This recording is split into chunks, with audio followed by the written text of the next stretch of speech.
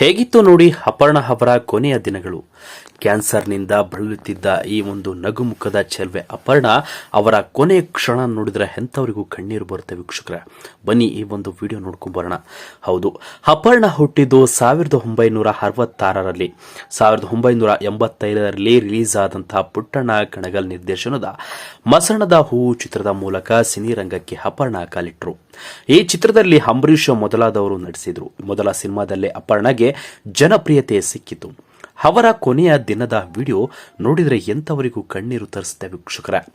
ಅಪರ್ಣ ಅವರಿಗೆ 2 ವರ್ಷಗಳ ಹಿಂದೆ ಕ್ಯಾನ್ಸರ್ ಇರುವ ವಿಚಾರ ಗೊತ್ತಾಯಿತು. ಅವರು ಶ್ವಾಸಕೋಶದ ಒಂದು ಕ್ಯಾನ್ಸರ್ನಿಂದ ಬಳಲುತ್ತಿದ್ರು. ಅವರು ಗುರುವಾರ ನಿಧನ ಹೊಂದಿದ್ದಾರೆ. ಅವರು ಕಿಮೋಥೆರಪಿಯಾಗಿ ಕೂದಲು ಕತ್ತರಿಸಿಕೊಂಡಿದ್ರು. ಆಗಲೂ ಅವರ ನಗುತ್ತಲೇ ಇದ್ರು. ಗಾಯಕಿಯರಾದ ಸುನೀತಾ ಹಾಗೂ ಬಿಹಾರ್ ಛಾಯಾ ಅರ್ಪಣೆಗೆ ಆಪ್ತರಾಗಿದ್ರು. ಅವರ ಜೊತೆ ಕುಳಿತು ನಗುತ್ತಾ ಮಾತನಾಡಿದ್ದು ಅಪರ್ಣ, ಹೇಗಿದೆ ನನ್ನ ಹೊಸ ಹೇರ್ ಸ್ಟೈಲ್ ಎಂದು ಅಪರ್ಣ ಕೇಳಿದ್ರು. ಆ ಬಳಿಕ ಸುನೀತಾ ಹಾಗೂ ಛಾಯಾ ಅವರು ಅಪರ್ಣಗೆ ಹಾಡುಗಳನ್ನ ಹಾಡಿದ್ರು. ಈ ಸಂದರ್ಭದಲ್ಲಿ ವಿಡಿಯೋ ಸಿಕ್ಕಾಪಟ್ಟೆ ವೈರಲ್ ಆಗಿದೆ ವೀಕ್ಷಕರೇ. ಕನ್ನಡದಲ್ಲಿ ಎಲ್ಲರನ್ನೂ ರಂಜಿಸಿ ಎಲ್ಲರನ್ನೂ ಹೊಟ್ಟೆ ಹುಣ್ಣಾಗಿ ನಗಿಸುವಲ್ಲಿ ಯಶಸ್ವಿಯಾಗಿದ್ದಂತಹ ಅಪರ್ಣ ಇದೀಗ ನಮ್ಮನ್ನ ಬಿಟ್ಟು ಅಗಲಿದ್ದಾರೆ ಎಂಬ ನೋವು ಕೂಡ ಎಲ್ಲರಲ್ಲೂ ಕಾಡ್ತಾ ಇದೆ ವೀಕ್ಷಕರೇ.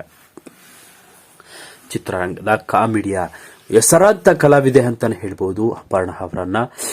ತನ್ನದೇ ಆದಂತಹ ಛಾಪನ್ನ ಮೂಡಿಸಿದ್ರು, ತನ್ನದೇ ಆದ ಹೆಸರನ್ನ ಮೂಡಿಸಿದ್ರು ತನ್ನ ಕಲಾ ಒಂದು ವೃತ್ತಿಯಿಂದ.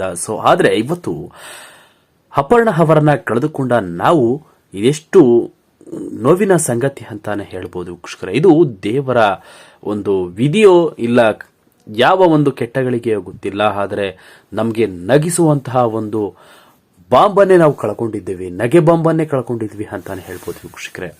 ಮಜಾ ಟಾಕೀಸ್ನ ಒಂದು ರಿಯಾಲಿಟಿ ಶೋನಲ್ಲಿ ಅವರ ಒಂದು ಕಾಮಿಡಿ ಶೋ ನೋಡಿದ್ರೆ ಎಂಥವರು ನಗದೆ ಇರಲು ಸಾಧ್ಯ ಇಲ್ಲ ವೀಕ್ಷಕರೇ. ಆದರೆ ಇವತ್ತು ಅವರನ್ನ ನಾವು ಕಳ್ಕೊಂಡಿದ್ದೀವಿ. ಇವತ್ತು ಅವರ ಕೊನೆಯ ವಿಡಿಯೋ ನೋಡಿ ಎಂಥವರಿಗೂ ಕಣ್ಣೀರು ತರಿಸುತ್ತೆ ವೀಕ್ಷಕರೇ. ಈ ಒಂದು ಕೊನೆ ವಿಡಿಯೋ ನೋಡಿ ನೀವೇನು ಹೇಳ್ತೀರಾ, ನಿಮ್ಮ ಅನಿಸಿಕೆಗಳನ್ನ ತಿಳಿಸಿ ಅಂತ ಹೇಳ್ತಾ ವಿಡಿಯೋ ಮುಗಿಸ್ತಾ ಇದ್ದೀನಿ. ಮತ್ತೊಮ್ಮೆ ಹುಟ್ಟಿ ಬನ್ನಿ ಮೇಡಮ್ ಎಂಬುದನ್ನ ನಾನು ಹೇಳ್ತಾ, ನೀವೇನಾದ್ರೂ ನಿಮ್ಮ ಅನಿಸಿಕೆಗಳನ್ನ ತಿಳಿಸಿ ಅಂತ ಹೇಳ್ತಾ ವಿಡಿಯೋ ಮುಗಿಸ್ತಾ ಇದ್ದೀನಿ ವೀಕ್ಷಕರೇ. Thank you.